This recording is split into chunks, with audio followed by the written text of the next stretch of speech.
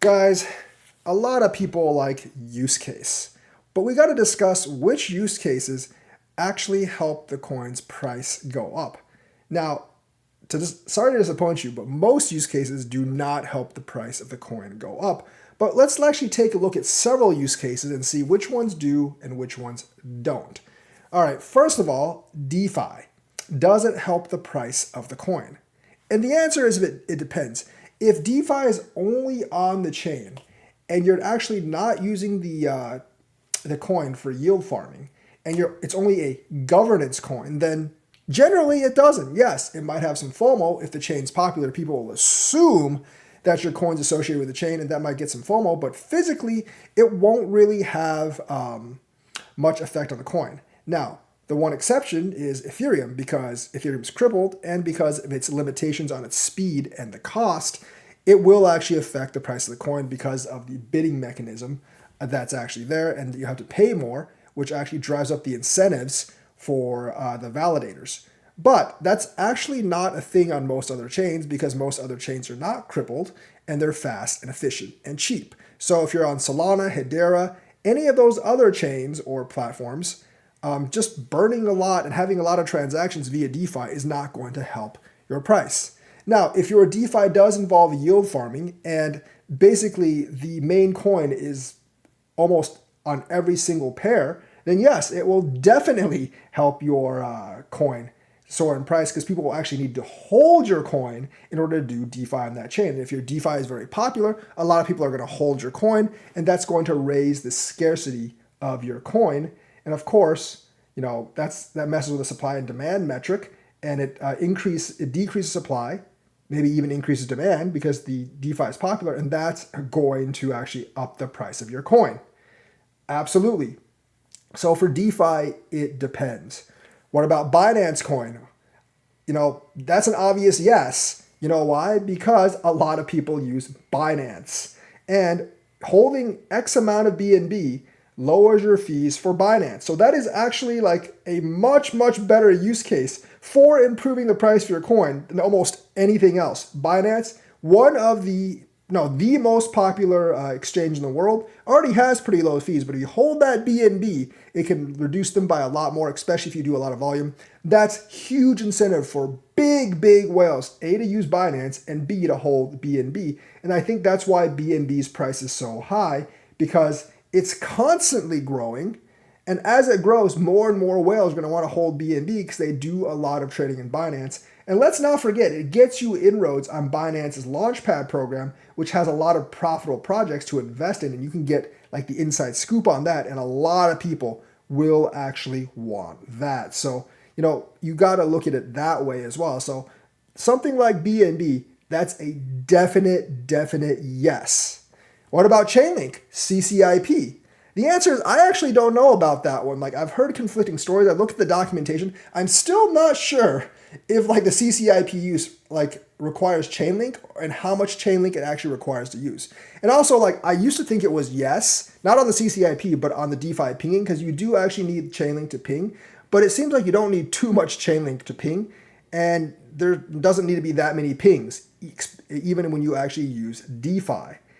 Use Chainlink as an oracle, as when DeFi actually did go up in 21, Chainlink's price didn't really go up all that much. It still went up a little bit, but not all that much, so it's not a direct relationship. As for CCIP, we have several things using CCIP.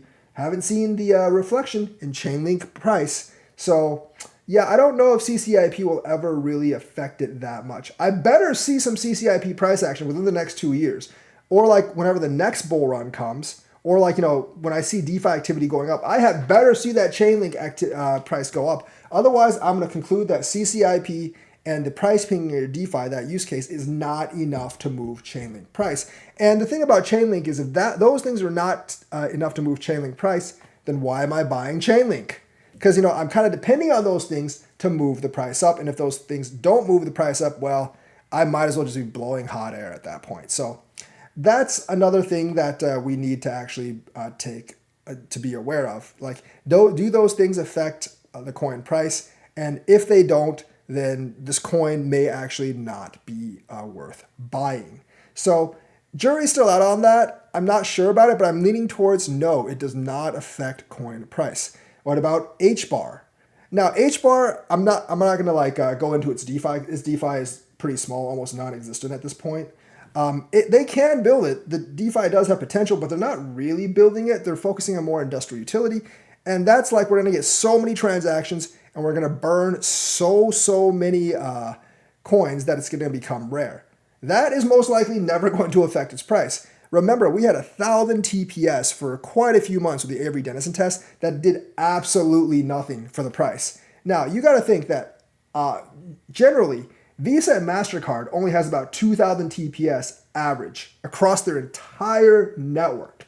And on busy times, it might hit like 10, 15,000 TPS. So, like if you're Hedera or if you're any other chain or a platform and you're betting on hitting millions of TPS to burn enough coins to make your price go up on your coin, you had better stop dreaming because you are never going to maintain millions of transactions per second. There's just not that many transactions in the world to actually fill you up, and you're not going to be the only chain out there. The entire world is not going to run through your blockchain. Let's repeat that part again. And this doesn't really matter, which chain you're a fan of. You need to be honest with yourself. You need to be realistic. And repeat after me, the entire world's business is not going to be run through my project because it's not. All right.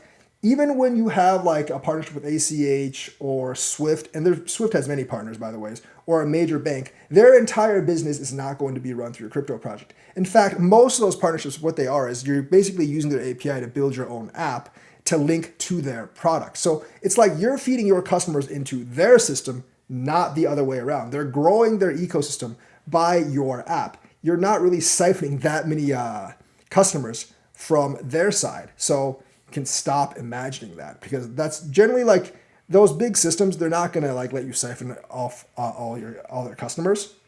And they're basically wanting you to build out their ecosystem. That's how those partnerships work. So when you build that app, it doesn't automatically mean trillions of dollars or billions of dollars coming through your system. And that's definitely not what we've seen. So yeah, with the Hedera stuff, trying to imagine that you're going to get millions of TPS somehow, and that's going to burn enough gas to actually get your chain to actually go up in price, that is not a trustworthy mechanism, and that's not something I would actually want to invest in. Now, that doesn't say that's not to say that Hbar is not good to invest in. I think Hbar has a lot of potential with DeFi, with how their project actually scales. They just need to work on the DeFi, and I think that has a lot of potential. But if you're hoping to somehow maintain millions of TPS per second, that's not happening because you had 1,000 TPS per second for several months or even a year with Avery Dennison, but now since that's gone, it's 4 TPS. And I don't think you're ever going to get millions of TPS on that chain. You might be able to hit a couple of hundred consistently, or a couple thousand, or maybe like Visa, tens of thousands consistently. But that's about it. And as we've seen, that probably won't affect the price. So you better work on that DeFi. What about XRP? Money transfer. We're just going to leave aside the fact that pretty much any money transfer use in crypto has actually been regulated to stablecoins more or less. And even Ripple made RLUSD to compete with the rest of the stablecoins, so they realized no one was using XRP for that. But putting that aside, it generally does not increase the price of the coin. Because all you're really doing is selling on one side and buying on the other side. That's kind of exactly what wash trading is. And that generally does not improve the price of your coin. It does improve the liquidity, which could improve the price, but it's not a direct effect on the price of your coin, which is when Ripple announced that MoneyGram or ODL usage, it never really affected the price. Now, when you add in the fact that pretty much that entire use case has been invalidated by stablecoins, and basically even Ripple itself is promoting RLUSD instead of XRP for that case, and yes, and no, you don't really need XRP as a bridge currency. The stablecoins themselves are the bridge currencies. Any kind of ODL operation you can do with any currency generally. It doesn't Coinbase actually has a system using USDC, and they've had it for years. What you're doing is you're basically say you want to transfer US to Euro, right?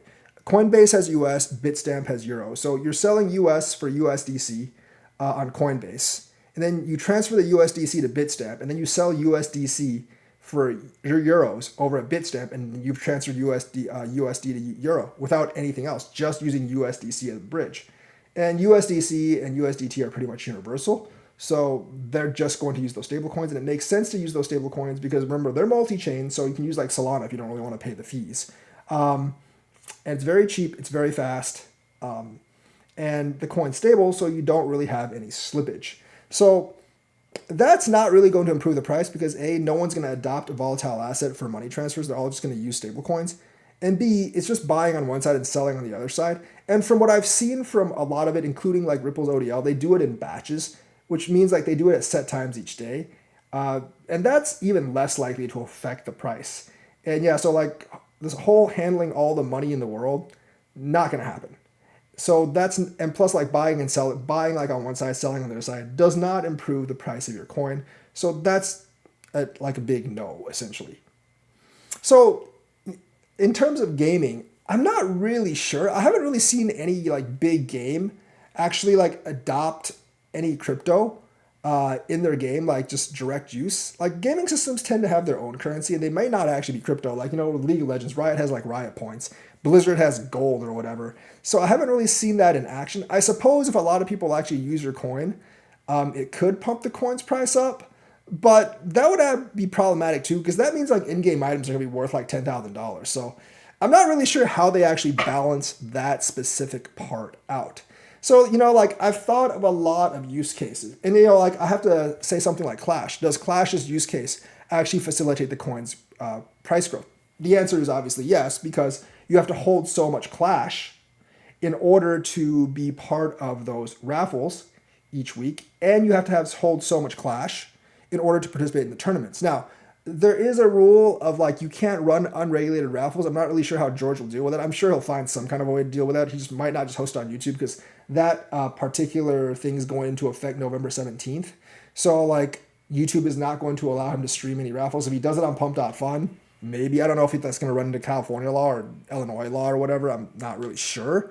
But no, I'm sure he'll figure that out. And I doubt like his thing's pretty small. So like I don't think like they'll actually go after him. Maybe if he gets to like $1 billion, they'll finally take notice or something.